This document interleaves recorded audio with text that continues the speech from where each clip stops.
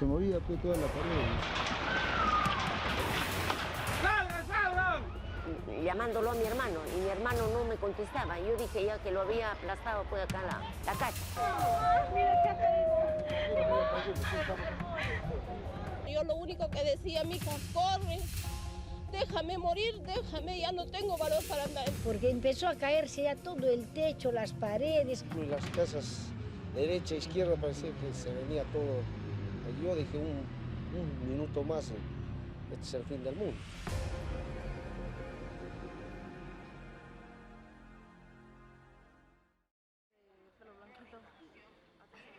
Mi nombre es Juan Subauste, soy periodista y estuve en el terremoto de Arequipa, Moquegua y Tacna en el 2001.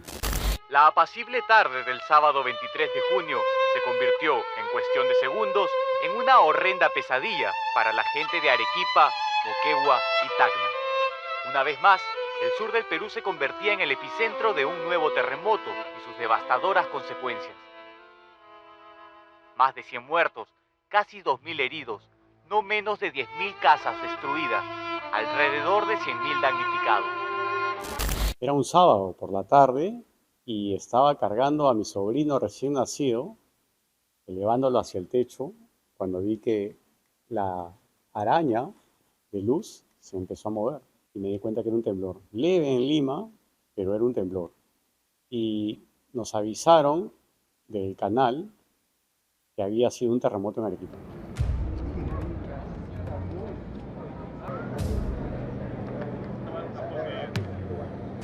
El área más dañada, que es el tercer grupo, es relativa al centro histórico. Las cornisas, fachadas de casonas, templos. El caso especial de la catedral, porque la torre que se ha derrumbado ha caído sobre la bóveda y ha perforado la bóveda. En Arequipa, Camaná, Moquegua y Tacna se han verificado 44 personas fallecidas. En cuanto a heridos, hay cerca de 500, son más o menos 480 las personas heridas, de las cuales aproximadamente un 5% estaría en una situación de relativa gravedad. En esa época estábamos en contrapunto, nos dieron la orden a Juan Subauste y a mí que salgamos por tierra con la intención de llegar a Moquegua principalmente. Y nos dirigimos hacia la zona de la tragedia. En el camino íbamos descubriendo cómo había caído parte del cerro, del acantilado sobre la pista. Nos costó mucho llegar porque la carretera estaba destrozada. La carretera era como una hamburguesa gigante a la que le habían pegado mordidas. No se podía pasar. Cirilo Asto lleva más de 4 noches durmiendo en la carretera con los ataúdes de sus 2 hijos muertos en el terremoto. Ya fallecieron mis 2 hijos y ahora pienso llevármelos para Arequipa y no hay pasada, pues. Esperamos que haya más apoyo, pues, porque ya más de 2 días estamos aquí. Veíamos pues en familias que nos encontrábamos ahí, que no podían avanzar, los camiones.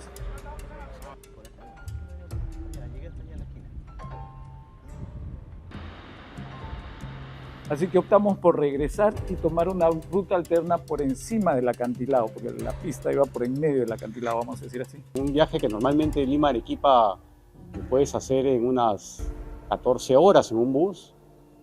Llegar solamente a Ocoña nos tomó más de un día.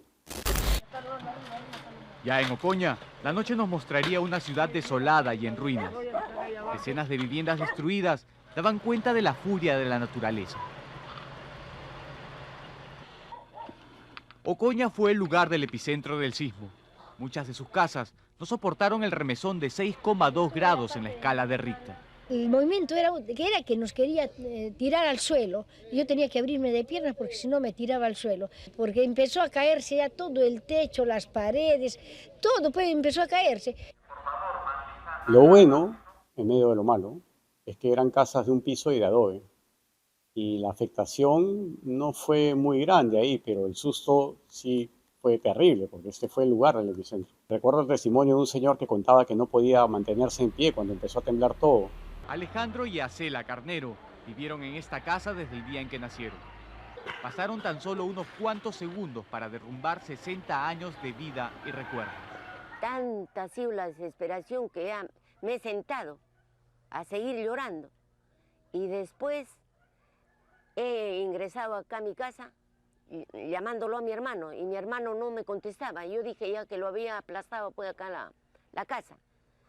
No, lo encontré agarrado de una horqueta que estaba agarrándose por el movimiento tan fuerte.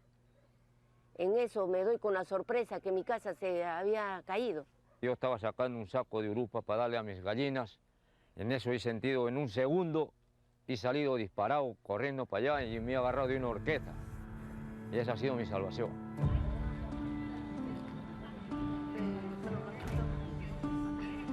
La gente dormía en carpas en el parque, en la plaza, muertos de miedo a que suceda otra réplica. Como bien sabes, cada vez que hay un terremoto, vienen las réplicas.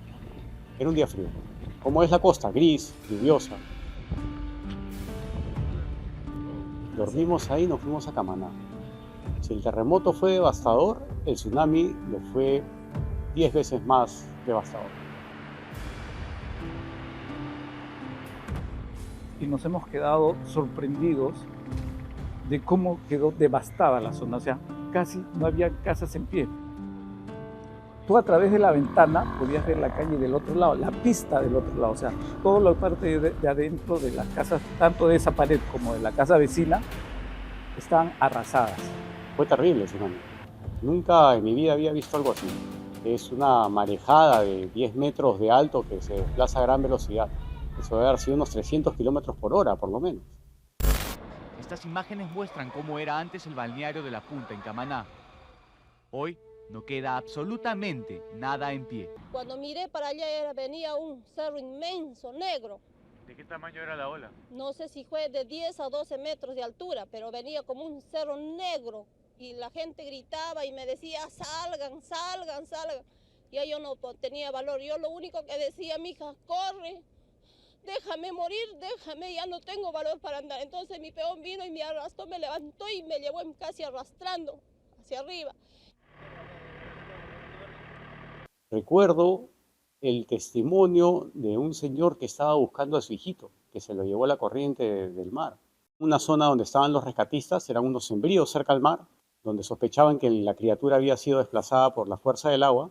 No nos dimos cuenta al momento, ni pensamos que iba a salir mar tampoco. Y seguimos trabajando y la ola se levantó alto. Mi señor me dijo, mira, y fui a ver y venía una ola grande, nos alcanzó y no pudimos correr tan rápido. Y a los 15 minutos uno de los rescatistas lo encuentra cerca donde estábamos buscando. Pobre criatura. Minutos después, tras 4 días de búsqueda, el macabro hallazgo. El cuerpo del pequeño hijo de Santos Félix yacía enterrado en los escombros, a más de 1000 metros de donde su padre intentó rescatarlo.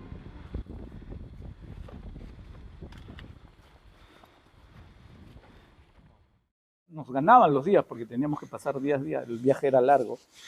Ya no fuimos de frente a Moquegua. Ya no fuimos hacia Arequipa, no nos da el tiempo. Era o hacíamos Arequipa o hacíamos Moquegua. Tomamos la decisión de ir a Moquegua porque en Arequipa ya tenían imagen los corresponsales. Al ser una ciudad grande, ya había quien cubra ahí lo que estaba pasando en la ciudad. Ya había información desde el lugar de la tragedia en Arequipa. Nosotros decidimos ir a Moquegua, donde no había llegado prácticamente ningún periodista de Lima. Y lo que encontramos ahí fue terrible.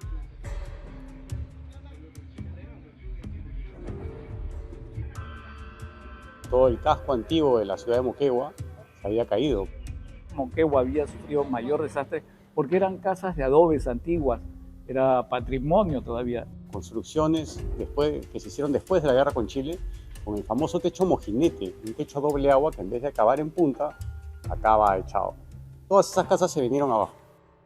Lo invitaría a que vaya al Instituto de Cultura y pueda pedir usted la cantidad de solicitudes que hay de los moqueguanos acá para poder siquiera tumbar su casa, pero no.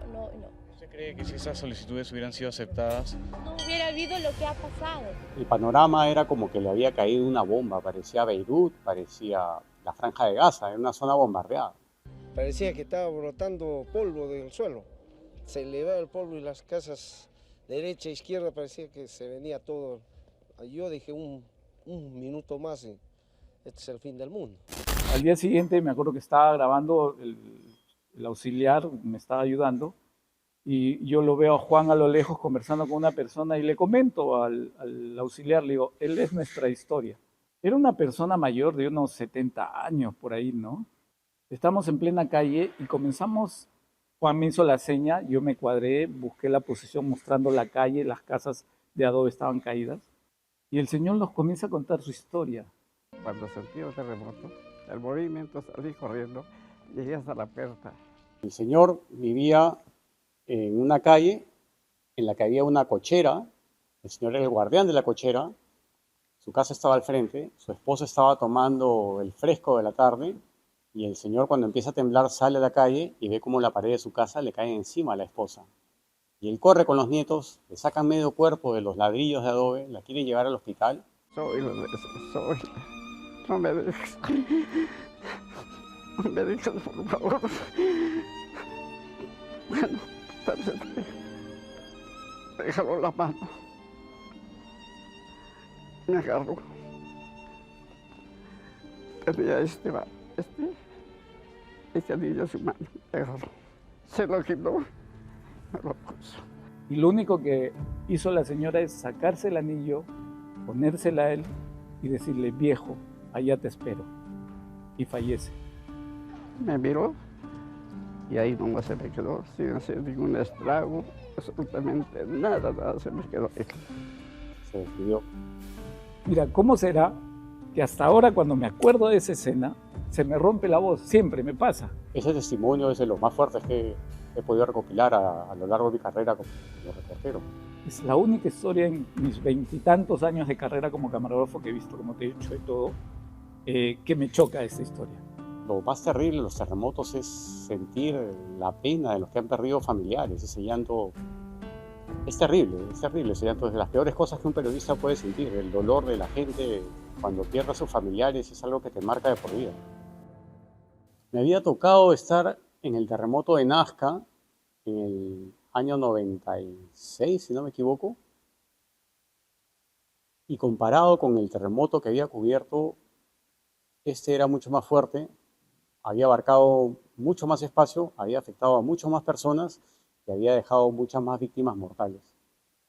Me hizo ver que la fuerza de la naturaleza puede ser mortal y devastadora y que no estamos preparados para eventos sísmicos pese a que sabemos que aquí van a ocurrir, siempre han ocurrido, seguirán ocurriendo y no estamos preparados para este tipo de eventos desastrosos, ¿no?